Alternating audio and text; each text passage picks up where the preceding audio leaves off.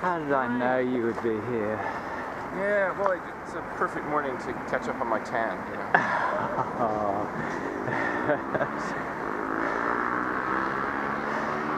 You've obviously been out for a hard ride.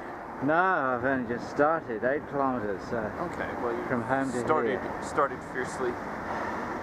I managed to average 23 on the way here because I was running late, which for me is fast. You probably averaged about 33. No, 25.6. Flat? There seems to be an enormous number of cyclists going outbound. That was what was making me think of you. To the actually. hospital? Yeah. Okay, so now flat, so now flat, so now drop. Sorry, Al.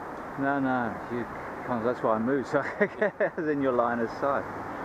I don't know how people do it. I think the bicentennial you get, much bigger numbers. But yeah. The issue here is they come in sort of rushes. Oh, okay. And so you'll have a couple minutes of not much happening. I'll start looking at my phone, and then suddenly there'll be 40 to go at once.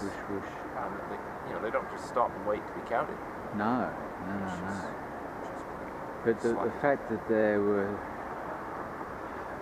large numbers of bikes coming out of town using the bikeway, that's good. Yeah. I mean, if you want to access the hospital, there's some way of getting here that's not too hard. And I don't know whether people use it to go to QUT, do they? Still got to go along Heston Road. Yeah.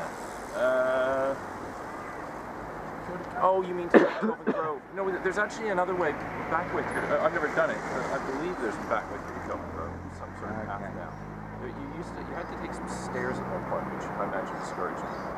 But I think that was seriously discouraging. Without having tried it, I understand that's changed. Yeah. So. Yeah. So how have you been? You've been traveling and... Traveling, I went down to Sydney. We spent the weekend at Byron Bay. Lovely. Babysitting. Grandchild visiting. This was daughter. Your granddaughter, is in Adelaide? There's two now. Two now. Wow. So Pip was up for a wedding. One of the university friends got married at Byron Bay. And we were asked to join them in Byron Bay, not to go to the wedding, but just to hang out, sit in a motel room with two small people. Well, there are worse things to do than hang out in Byron Bay in my experience. Were you able to find a coffee there? There's a new place just as you come into Byron Bay called The Farm, and they've got a franchise of a really fancy restaurant out of Sydney that my other daughter frequents. Oh, okay. Called Three Blue Ducks. Oh, all right. So you went and experienced the Blue Ducks. Three Blue Ducks, Byron Bay. I checked out with Nikki on the way down to Sydney. And talked to your bank manager by all accounts. But and coffee's only $4.50, so that's okay. Oh, all right. Okay, so coffee's only $4.50. There are nice pastries, lots of other kind of nice things, but I just kept on having pastries. Well, you obviously did a bit of riding. So I had three visits to there now. Because there's I presume you went on the road, but there's actually a bike path that runs out along that. Yeah, so there is. Is Blue Ducks in sort of that little, almost like an industrial estate on the edge of town? No, it's right out on the roundabout on the highway. So it's called The Farm, and it must have been an old farm. Literally at the new exit from the highway? Yeah. So there's a roundabout there. Because that was last time I was there, I think it had either just been built or certainly I was there when it was being built. Yeah. There were queues from sort of Byron to Brisbane. Yeah. And that's all open now with the twin tunnels through the range there.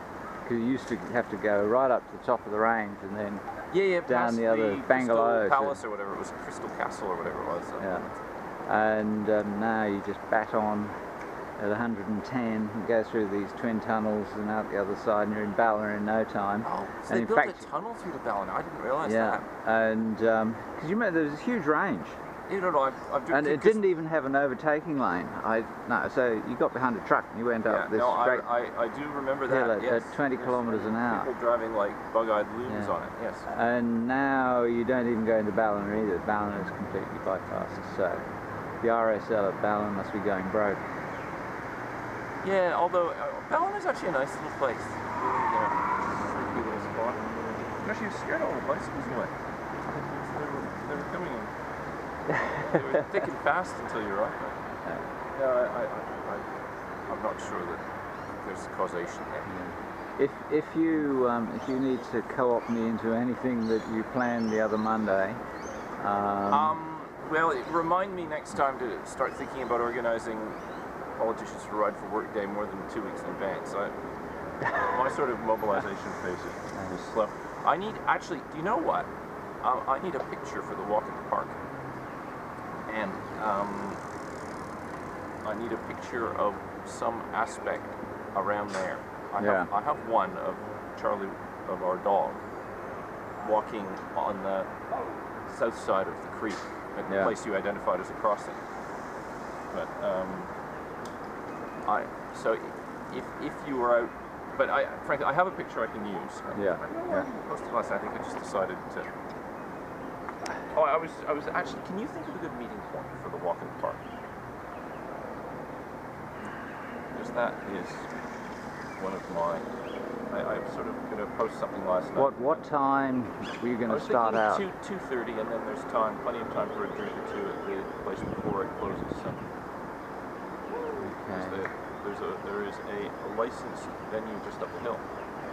What, the Bowls Club? No, the Bowls Club. But I was thinking of the little cafe called Retro, I think it's called. Okay. Which often has live music on Sunday afternoon. Yeah, you probably need to have somewhere where there's parking, so that people can come by car and remove a bike just or. Meet at the tennis centre then. Yeah. We'll meet at the tennis centre car park. Yeah.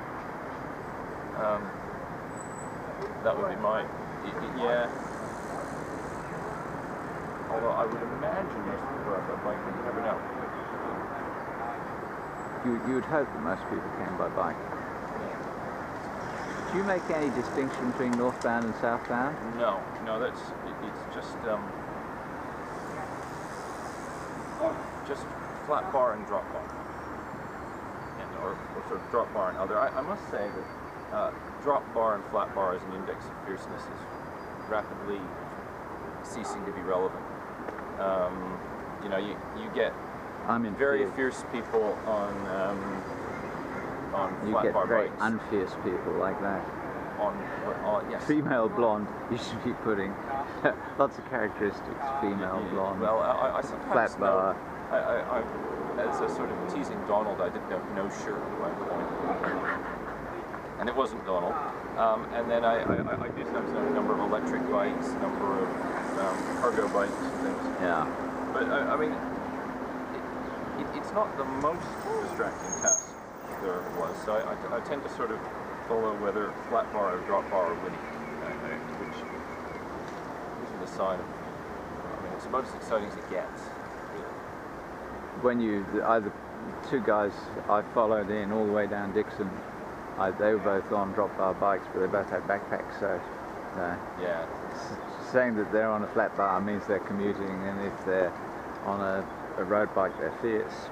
No, it doesn't really. Well, and also you get people with sort of 1991 Apollos.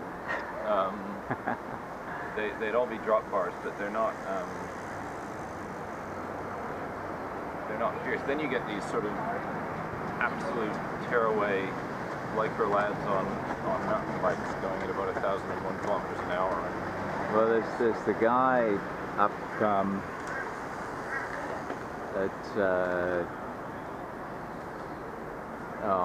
at whether you call it the toxic path or whether you call it 1B, but along that area there, I've seen him several times. He's got an electric bike. The bike's all black. He's always dressed all in black, and he's always doing an enormous speed, because you think he's just on a mountain bike, and then all of a sudden he clicks in the power.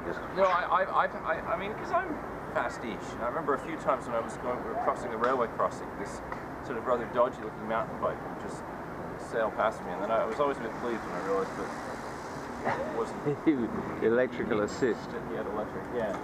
Because if he didn't, it was sort of defying the laws of physics. Yeah. Well, I will come to North Bug meeting. Oh, great. Yeah. Great.